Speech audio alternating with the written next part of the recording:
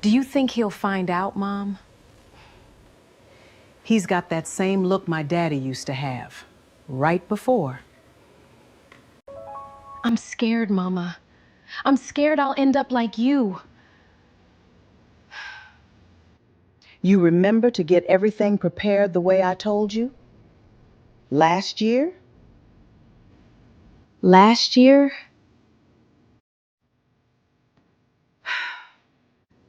I don't know how much longer I can keep doing this, Mama. Keep your voice down. Walls in this house carry further than you think. A year of planning her exit, a secret account quietly growing, and a husband standing just outside that door saying nothing. But from that moment on, nothing would ever be the same. What's really inside that account, and who the real danger in this story actually is about to come to light. My name is Quincy Thompson. I'm 42 years old, and for most of my life I've believed one simple thing. A good man doesn't announce what he carries, he just carries it. That belief carried me through 14 years of marriage, through 3 deployments overseas, through a career built on keeping other people safe, while I quietly managed my own private storms at 2 in the morning.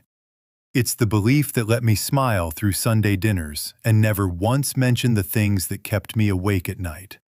It's also the belief that nearly cost me everything. Some nights, long after Jamila had fallen asleep beside me, I'd lie there replaying pieces of those deployments. Not the loud parts, the quiet ones. The specific weight of silence right before something went wrong. The sound of my own boots on gravel at 3 in the morning, half a world away from any bed. I never described those sounds to her. I told myself that keeping them out of our house was the same thing as protecting her from them. I understand now, those were never the same thing at all. On a Friday afternoon in late September, I sat in my office on the 28th floor of a building in the Loop, looking out over Lake Michigan, holding a pen over a set of divorce papers my lawyer had drawn up that same week. On my computer screen was a contract I'd just closed. A 2-year security consulting agreement worth $340,000, the biggest win of my career. Folded in my jacket pocket was the reason I'd called that lawyer in the first place. A bank statement I'd found only a few days earlier, for an account I never knew existed.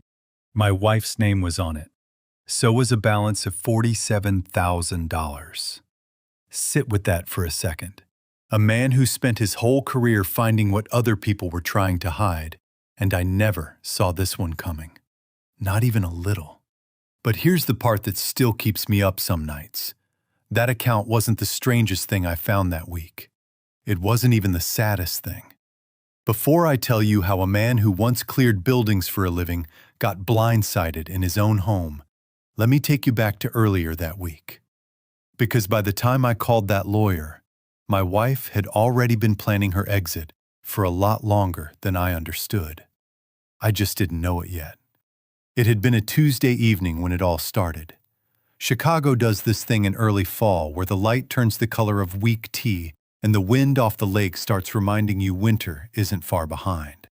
I'd left the office around 6:45, driven south on Lakeshore Drive with the window cracked the way I always did after a long day, and gotten home to Harper Avenue and Hyde Park a little after 7. The porch light was off, not unusual. Jamila liked to save on the electric bill, one of 100 small habits left over from a childhood where money never stretched far enough. I let myself in, hung my coat on the hook by the door, and stood a second in a kitchen that felt too quiet. There was a sandwich on a plate on the counter, wrapped in plastic, gone cold. Turkey, the way I like it, mustard instead of mayo. Next to it, a note in Jamila's handwriting. 4 words. Don't wait up for me. I read it twice, the way you do when 4 words don't quite add up to the woman who wrote them. Jamila signed almost everything with a small heart under her initial. Grocery lists, birthday cards, even the post-its she left about the mail. This one had nothing underneath it, I noticed. I let myself believe it didn't mean anything. 14 years teaches you how to read the weight behind 4 words the way another man might read a whole letter. I unwrapped the sandwich and ate it standing at the counter, alone, at 11 o'clock at night. Because some habits are older than the hurt that comes with them. That's when I went looking. Not out of suspicion exactly. More the same instinct that kept me alive on deployment and kept buildings safe on the job. Something in that house felt off. The way a room feels off when a door that's always shut is suddenly open a crack. I found it in the bottom drawer of my desk in the study, the one I hadn't opened in months. Underneath old invoices and expired warranties was a folder I didn't remember making. Inside were years of my own bank transfers. Money sent to Jamila for her marketing business startup. Money sent quietly to her mother Indira for bills Jamila never wanted to discuss at the dinner table. 5 years of numbers laid out in my own handwriting. Proof of everything I'd carried without ever once bringing it up. My hands stayed steady reading through it, the kind of stillness you drill into your body until it outlasts whatever's underneath it. It wasn't until I closed that folder that the shake finally caught up with me. In my fingers first, then my jaw, then one long breath I had to take before I trusted myself to stand up straight again. And underneath all of it, near the bottom, was a statement for an account with Jamila's name on it that I had never seen before. Opened 8 months ago. Balance $47,000. I sat on the edge of that desk a long time that night, not angry yet, just tired in a way that goes bone deep. I thought about every dangerous overnight shift I'd picked up on the South Side that I never told her about, every quiet sacrifice I made because I thought that's what a good husband does. I thought I understood my wife. I thought 14 years had taught me every corner of her heart. 3 days later, I sat in a lawyer's office on the 28th floor and had the papers drawn up. Not out of rage, out of exhaustion. A man can only carry a secret so long before he stops trusting his own house. I thought I knew my wife. Turns out, I hadn't even scratched the surface. What I overheard 4 days after that, at her mother's kitchen table in Bronzeville, would tell me exactly how long this had really been coming. Sunday dinner at Indira Washington's house in Bronzeville had been a fixture of our marriage since the week Jamila and I got engaged. Fried catfish, greens cooked low and slow, a tablecloth Indira ironed every single week whether company was coming or not. I used to love that house, the smell of it, the sound of gospel radio drifting out of the kitchen, the particular comfort of a place where nothing ever seemed to change. That Sunday, with the lawyer's paperwork still sitting unsigned in my glove compartment, I carried a sweet potato pie up the front steps like I had 100 times before. And I had no idea I was about to hear the sentence that would break something open in me for good. Jamila and her mother were in the kitchen, finishing the greens, while I set the table in the next room. The door between the two rooms was barely open, just a few inches, and voices carried different in an old house, soft but clear if you're standing in the right spot. "He's got that same look Daddy used to have," Jamila said, so quiet I almost missed it. "Right before. I'm scared, Mama." I stood there with a stack of plates in my hands and didn't move. The stack suddenly felt heavier than 4 dinner plates should. Behind me, gospel radio hummed low from a countertop speaker, some woman's voice rising sweet and steady on a hymn about deliverance, completely unbothered by what was happening 20 feet away. I remember thinking it was strange, how ordinary a house could sound while something inside it was quietly ending. Indira's response came back easy, unbothered, like she was answering a question about seasoning the greens. "You remember to get everything prepared the way I told you last year." Her hands never stopped moving over that pot of greens the whole time she said it. Steady, practiced, like a woman who'd rehearsed staying calm long before she ever needed to. Last year, not last week, not since I found that statement. A year. Whatever this was Whatever conversation had put that fear in my wife's eyes when she looked at me lately, it had been in motion for 12 months before I ever opened that drawer. I set the plates down slow and quiet, and I finished setting that table like nothing had happened, because that's what I'd trained myself to do my whole life. Hold it in. Carry it steady. Don't let the room see you shake. Dinner was normal. Grace, laughter, Indira telling the same story about the church bazaar she tells every year. I smiled in all the right places. I drove us home. Lakeshore Drive was quiet that night, the lake black and enormous on our left, the skyline lighting up ahead of us.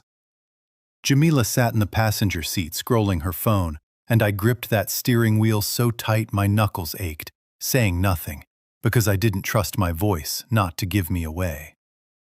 My mind went back 3 years, to a night I hadn't let myself think about in a long time. I'd been offered a position as director of security for a firm in Houston.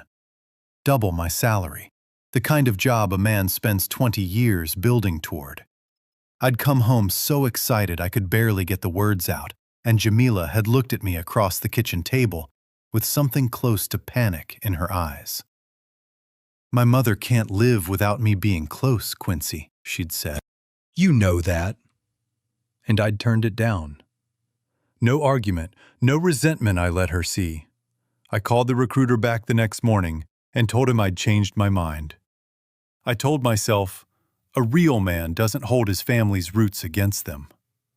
I never brought it up again, not once in 3 years, because I thought love meant swallowing what you wanted for the sake of what she needed. Sitting in that car on Lakeshore Drive, I wondered for the first time whether that sacrifice had ever even registered with her at all. We drove the rest of the way in silence, the kind that isn't empty so much as full of things neither of us knew how to say yet. I watched the skyline slide by outside my window, all that glass and light, and thought about how a man could stand watch over glass towers 8 hours a day and still not see the walls going up in his own home. When we got home, Jamila went straight to bed, and I sat up in the study with a cup of coffee going cold in my hands. I don't know exactly what made me open her laptop that night. It was sitting right there, unlocked, the way it always was, because we'd never had secrets between us. Or so I thought. Her calendar was full of appointments labeled only with initials. LB, 4 p.m. Every other Thursday, going back 8 months. I recognized the name eventually from an old insurance form in a drawer we shared. Dr. Lena Brooks. A therapist's office on the north side. 8 months of Thursday afternoons my wife had never mentioned to me. Cash payments, according to the Notes app entry beside each date. No insurance claim, no paper trail a husband might stumble across on a shared account. She'd been careful. Careful in a way that told me this wasn't about privacy. It was about making sure I never found out. I sat there with the cursor blinking on an empty search bar, throat tight, feeling like an intruder in my own marriage. 14 years, and I'd never once needed a password to know what was in my wife's calendar. That night, I didn't ask her for one either. I just closed the lid, quiet as I'd learned to close everything. I closed the laptop and sat in the dark a long time. 3 nights Where later, were the you nightmares tonight? came back. I told you I was They out. do that. You Not expect on a me to schedule, believe that? not when it's convenient, just whenever the past decides it isn't finished with you yet. I woke up shouting, drenched, my hands still fighting something that wasn't in the room anymore. Jamila woke up screaming too, but for a different reason. She wasn't scared of what I was dreaming. She was scared of me. She was out of that bed and out of the house before I'd even fully surfaced.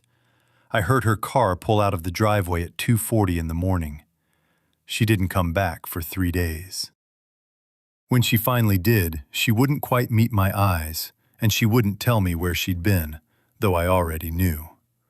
Bronzeville, her mother's house, the place she always ran to when she needed somewhere safer than home. I never raised my voice at my wife, not once in 14 years.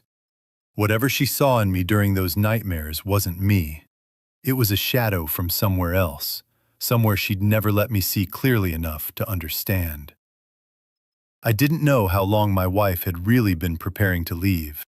And I didn't know how long her mother had known everything. The surgery money, the night shifts, Houston, all of it.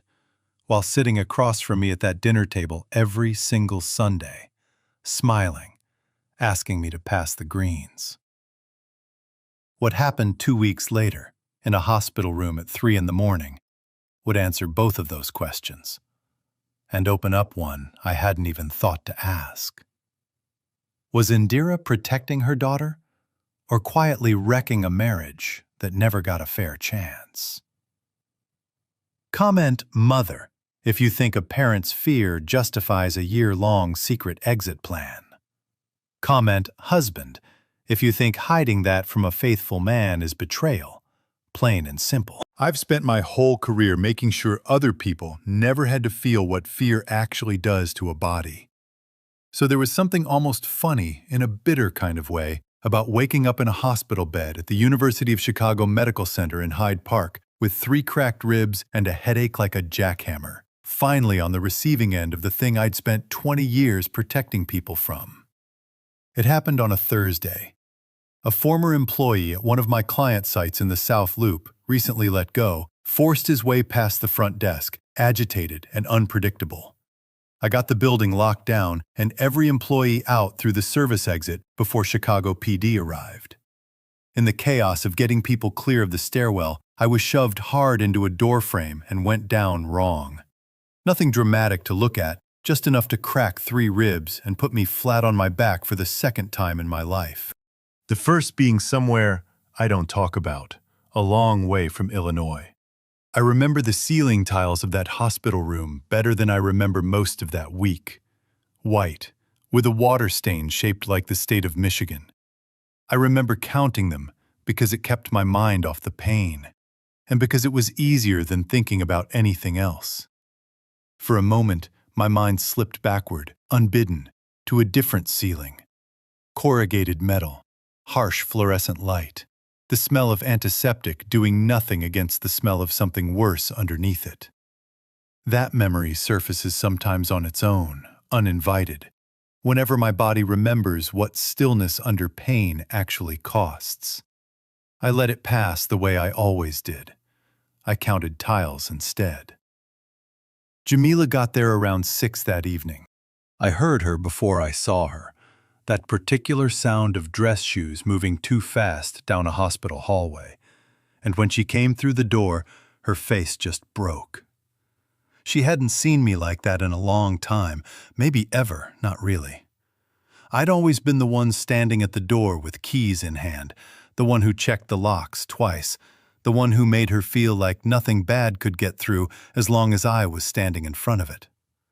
Now I was lying flat under a thin blue blanket with a tube in my arm, and for the first time in 14 years, she was looking at a man who couldn't protect anybody, including himself. She sat down in the chair beside the bed and cried without trying to hide it. "I'm so sorry," she kept saying, though I didn't understand yet what exactly she thought she had to be sorry for. Her phone buzzed on the little rolling table between us. I wasn't trying to look, but the screen lit up bright in that dim room, and the notification sat there long enough for me to read it clearly before she grabbed the phone and turned it face down. Safety plan. Reminder. Documents ready for attorney review. My pulse didn't spike the way you'd expect. It went the other way. Slow, careful. The exact rhythm I used to talk myself into during the worst 30 seconds of a job gone wrong. Whatever was coming, I needed to hear all of it clearly, not through the fog of my own reaction. Not a folder of vague notes. Documents, sitting on my wife's phone like something she'd built carefully over time, with an actual attorney attached to it, the way you'd prepare a case, not save a marriage. I didn't say anything right away. I just watched her face while she realized what I'd seen. Watched the color drain out of it, the way it does when somebody knows there's no explaining their way backward out of a moment. Jamila, I said, quiet. What is that? She was shaking by the time she answered, her hands wrapped around a paper coffee cup like it was the only steady thing left in the room. I'm scared I'm going to end up repeating my mother's history, she said.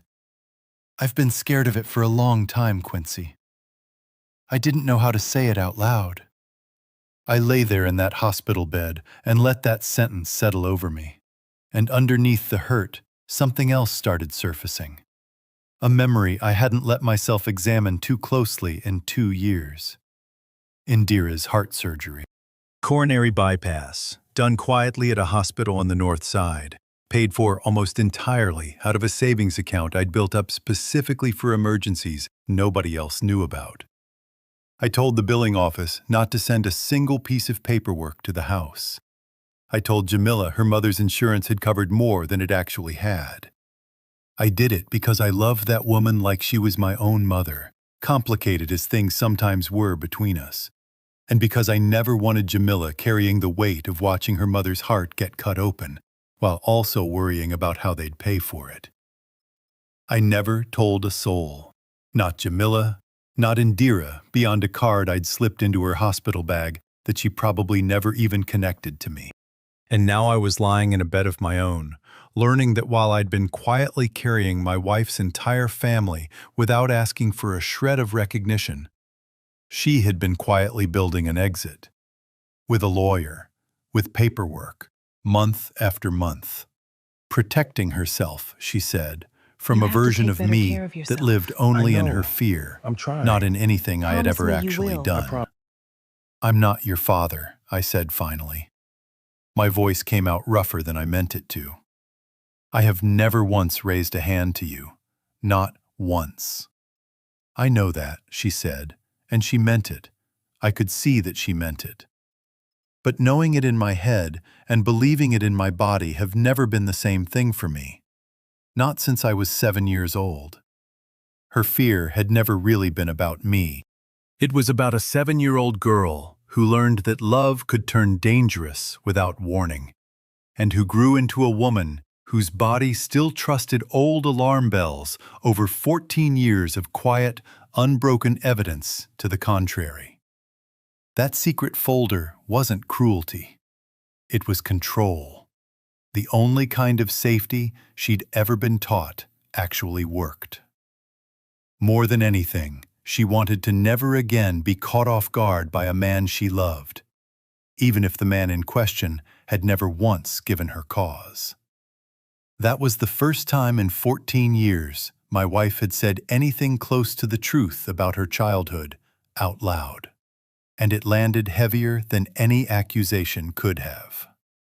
I didn't have the strength that night to ask her everything I wanted to ask. The pain medication was pulling me under, and there's a particular kind of exhaustion that comes from finally understanding something you should have seen years earlier. I just reached over, slow, careful, my ribs screaming with every inch, and took her hand. She let me hold it. She didn't pull away, but I could feel, even through that small gesture, how much distance still sat between us, built up over years neither one of us had been honest about. Outside the window, the city kept moving the way it always does, indifferent to whatever's breaking inside a hospital room 11 floors up.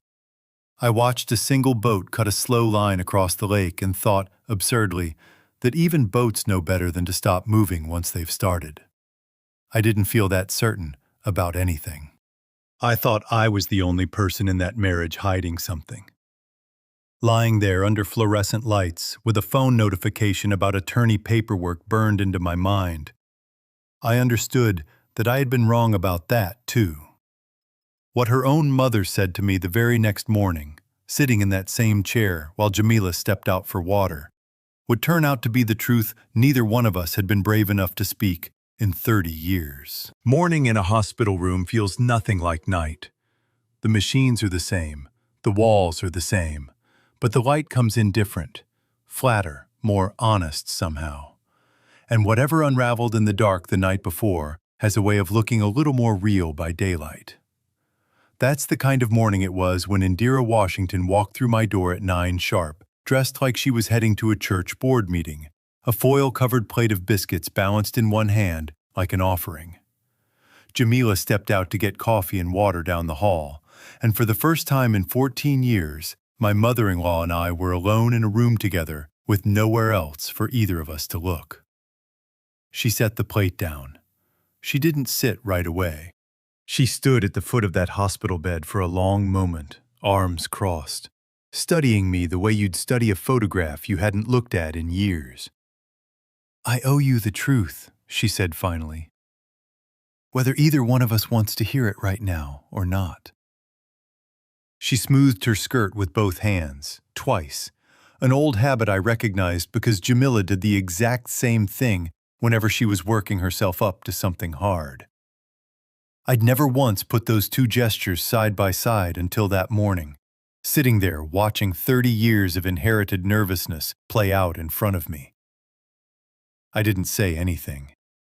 I'd learned a long time ago that silence gets people talking faster than questions do. She sat down slowly in the chair Jamila had been in the night before, and her voice, when it came again, had lost every ounce of the certainty I'd known her by for 14 years. "You remind me of him," she said. "Jamila's father. Not in what you do. Lord knows you are nothing like that man in what you do. But in the shape of you. Tall. Quiet. Steady on the surface. That's exactly what he looked like the year before he showed me who he really was." She looked down at her hands. "I pushed my daughter away from you because I was terrified of watching her live my life over again. I have regretted it for 30 years, Quincy. And I have spent the last one making it worse instead of better." She said it the way people say things they've rehearsed alone in a car, in a kitchen, in the dark. Words worn smooth from being turned over too many times to still hurt going out. I felt something crack open in my chest that had nothing to do with the cracked ribs. For a second, neither of us spoke. Somewhere down the hall, a cartwheel squeaked, rhythmic and ordinary, and I found myself grateful for it. Proof that the rest of the world was still turning, while mine rearranged itself completely. "You knew," I said slowly, "about the surgery money, the night shifts, Houston." Indira's eyes filled, and for the first time since I'd known her, she didn't try to hide it. "I knew all of it," she said. "I knew you paid off half my hospital bill and told her the insurance covered it. I knew about those overnight jobs on the South Side you never told a soul about. I knew about Houston before you ever turned that job down." She pressed her lips together hard. "I told myself I was protecting her by keeping it quiet, teaching her to stand on her own 2 feet, not lean on a man the way I leaned on hers, before he taught me exactly what that costs a woman. But I wasn't protecting her, Quincy. I was protecting myself from having to admit I'd been wrong about you from the very start." Jamila walked back into that room right as her mother's hand found mine on top of the blanket, and she stopped dead in the doorway. This wasn't the same unraveling as the night before. That had been shock, quiet and cold. This was something warmer and harder in a different way. The sound of a family finally choosing to stop protecting each other from the truth. I watched something shift in my wife's face. Not anger, something closer to recognition. Like she was finally seeing 2 pieces of her life connect that had never been allowed to touch before. She didn't ask what we'd been talking about. She just walked over slowly, pulled the second chair close to the bed, and sat down between us. And then, for the first time in 14 years of marriage, my wife told me the truth about her childhood, without stopping herself halfway through. She told me about her father, the charm before the wedding, the control that came after, the nights her mother locked them both in the bathroom of a house on the South Side, until it was quiet again. She told me about being 7 years old and learning to read a man's mood by the sound of his key in the front door, a skill she never should have had to learn at all. She told me she had spent her whole adult life terrified that loving a strong, quiet man meant she was walking straight back into the life her mother barely survived, and that every silence I ever offered her, meant as respect, had landed on her instead, like the calm before something worse.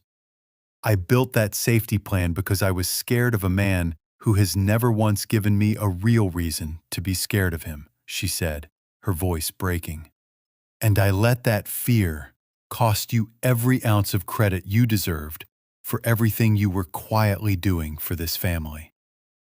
Indira reached over and took her daughter's other hand, and for a moment, the three of us just sat there in that daylight-bright room.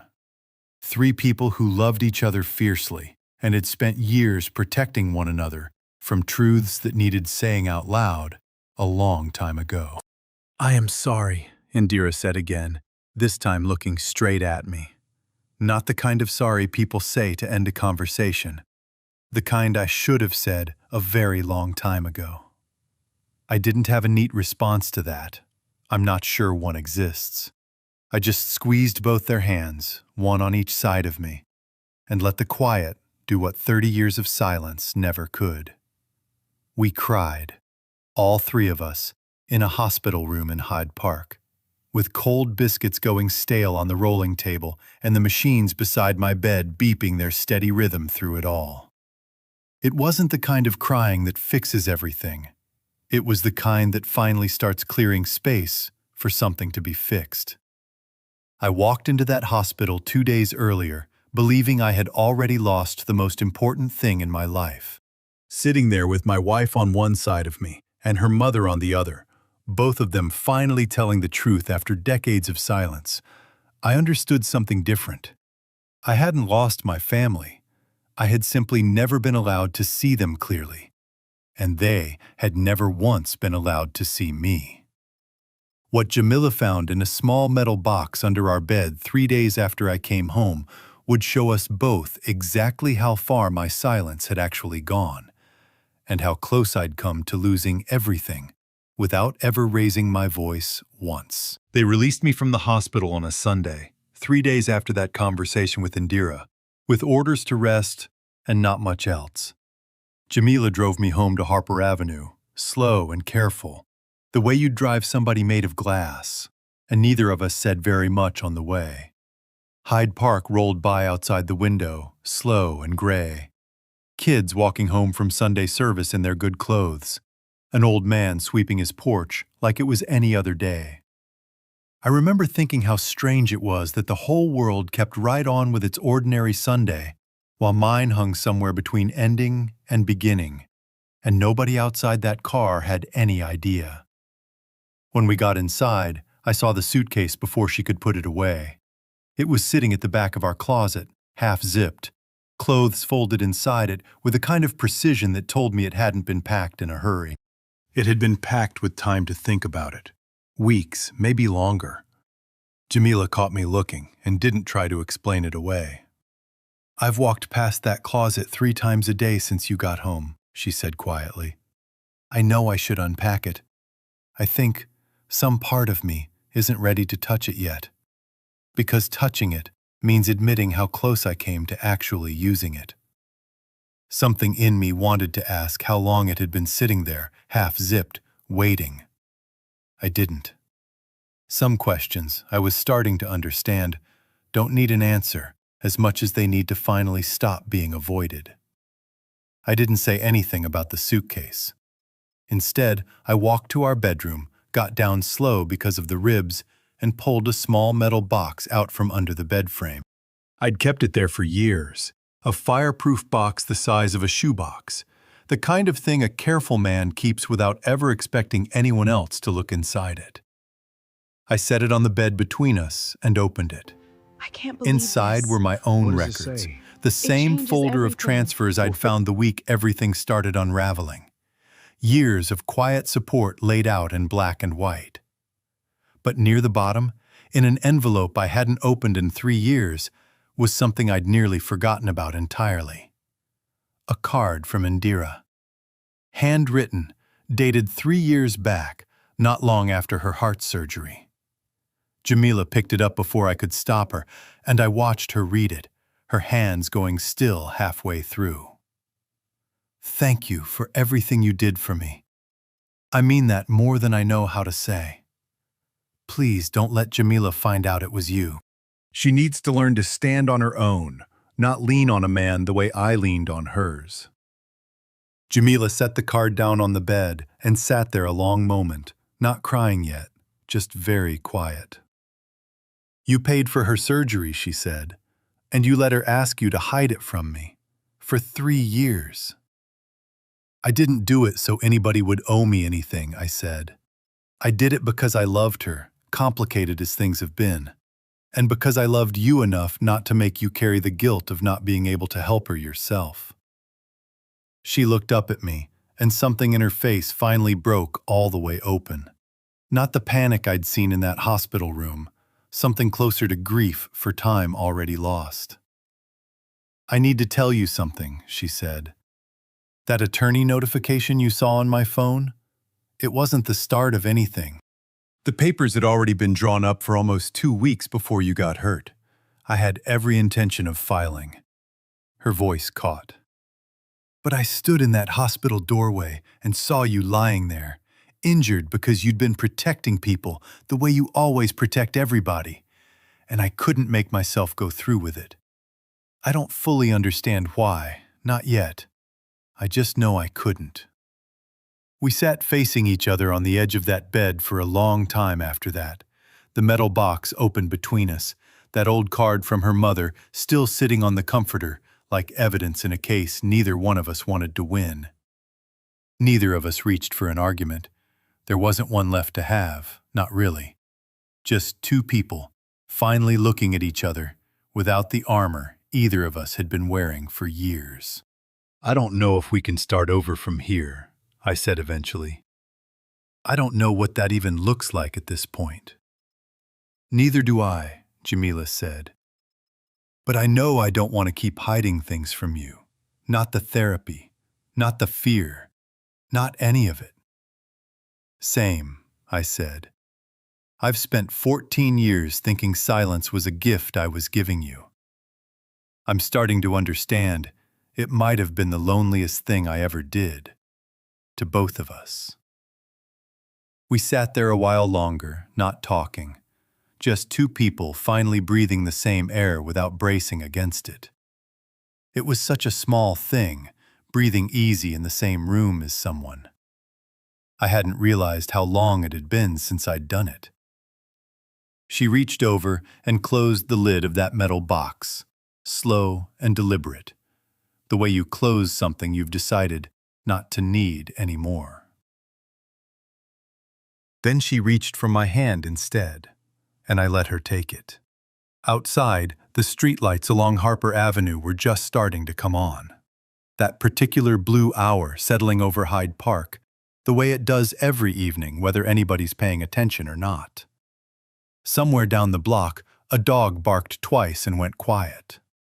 Ordinary sounds on an evening that didn't feel ordinary at all.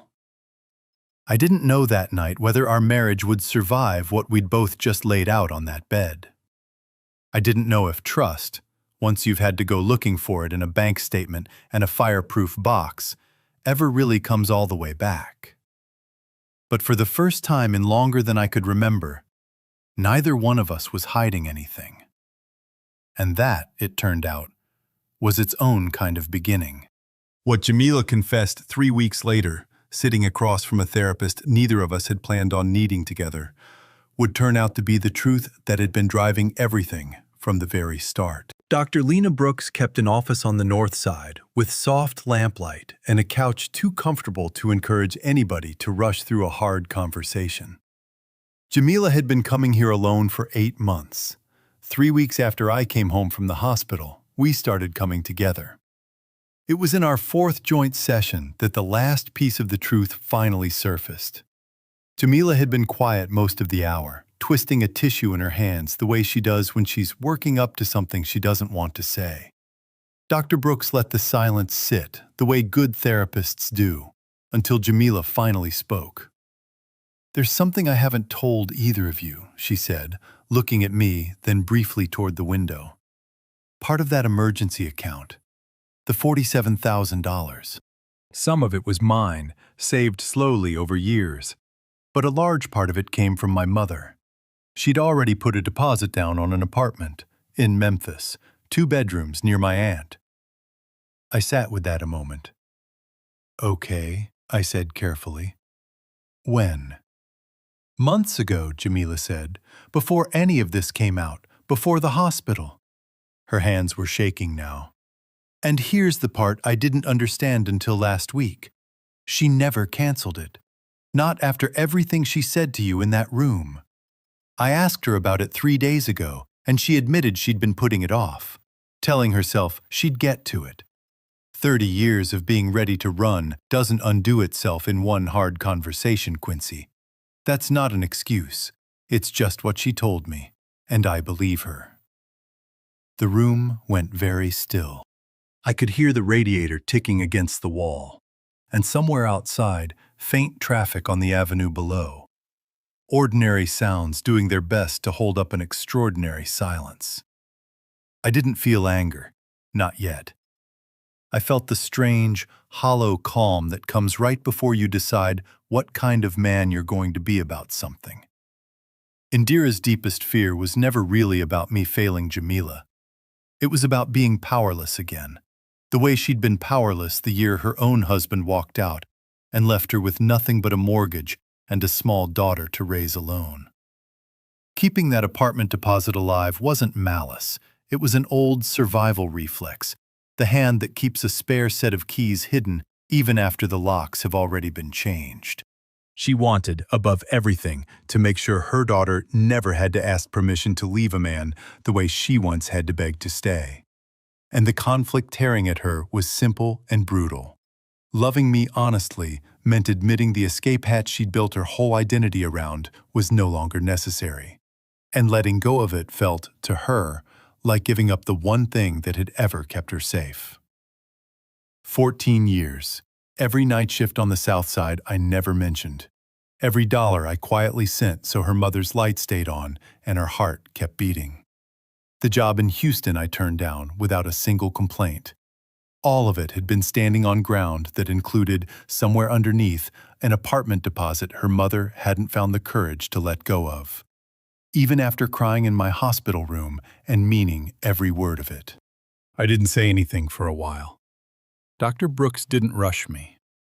"I'm not telling you this to hurt you," Jamila said, crying now. "I'm telling you because I finally understand what I almost let happen to us, and I can't carry it alone anymore."